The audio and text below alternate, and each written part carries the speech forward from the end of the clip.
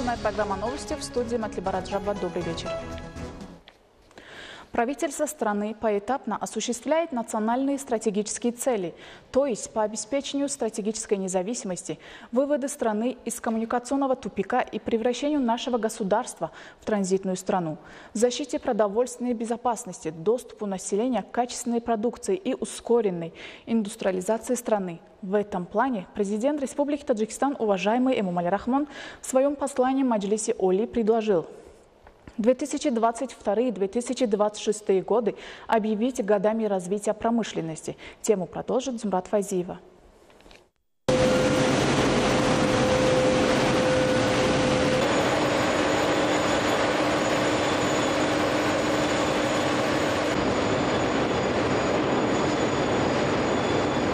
Осуществление одной из стратегических целей ускоренной индустриализации страны даст возможность обеспечить устойчивое развитие промышленности, в результате чего появятся десятки тысяч новых рабочих мест. В период независимости количество промышленных предприятий доведено до 2360. Только в 2021 году к деятельности приступили 256 новых предприятий и цехов, которые обеспечили 2500 рабочих мест.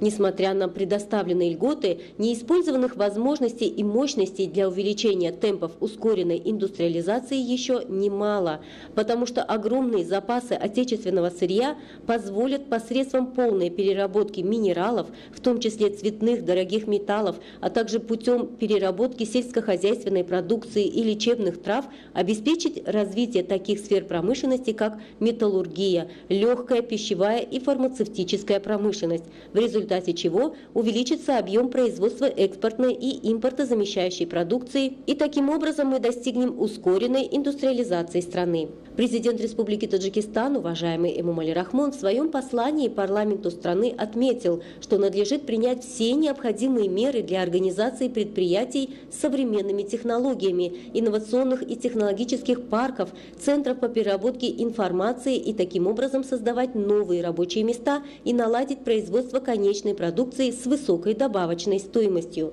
В течение 5 будущих лет, то есть в рамках годов развития промышленности, имеется возможность для создания новых предприятий, восстановления имеющихся мощностей, увеличения объема добычи полезных ископаемых и переработки минералов, и появится возможность для начала деятельности еще ряда крупных предприятий по конечной переработке сырья и образования тысяч новых рабочих мест. С этой целью Министерству промышленности и новых технологий и Государственному комитету по инвестициям и управлению государственным имуществом необходимо совместно с соответствующими структурами и органами принять меры для привлечения прямых инвестиций. Также в течение 5 будущих лет для обеспечения развития легкой промышленности необходимо осуществить меры по созданию 5 комплексов по переработке хлопкового волокна с привлечением 11 миллиардов сомани. Вдобавок к этому, с учетом создания факторов стимулирования, необходимо как можно раньше на бездействующих промышленных предприятиях, в том числе текстильных, находящихся в распоряжении государства, наладить систему корпоративного управления и с привлечением частного сектора обеспечить их эффективную деятельность.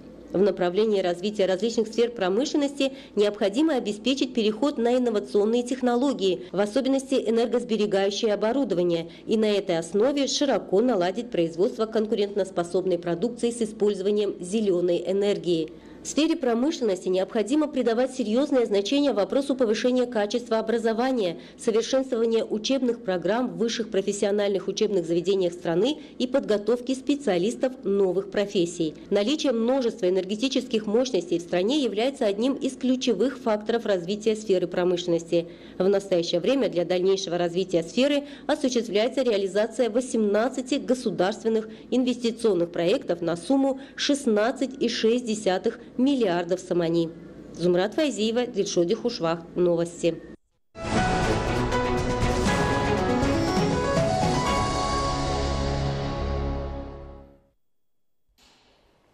В Таджикистане 98% электроэнергии производится за счет возобновляемых источников энергии, то есть с использованием водных ресурсов. Таджикистан по проценту производства зеленой энергии находится в числе 6 передовых стран планеты, говорится в послании президента Таджикистана парламенту страны. Наряду с этим Таджикистан по малому объему газовых выбросов также занимает одно из ведущих мест. В связи с этим президент Таджикистана, уважаемый Эмомали Рахмон, предложил с целью адаптации национальной экономики к глобальному изменению климата и улучшения экологического состояния страны полностью освободить от налоговых и таможенных выплат импорт электрических транспортных средств, а также необходимо принять меры для поэтапного создания инфраструктуры и других необходимых условий для использования таких транспортных средств на территории республики.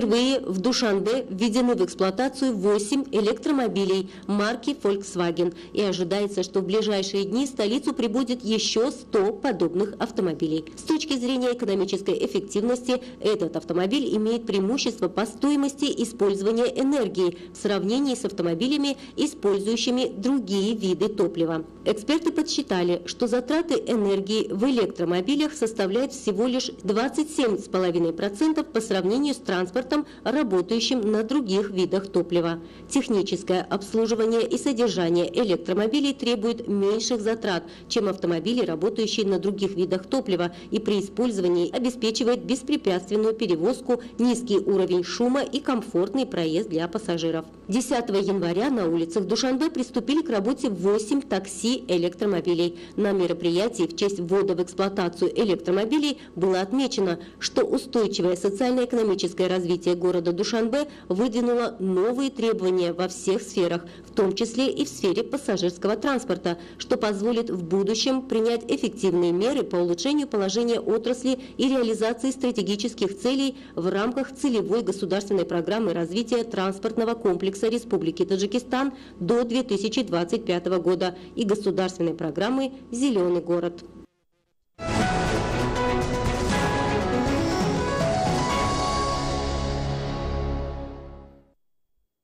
На этом наш выпуск завершен. Всего вам доброго. Оставайтесь с нами.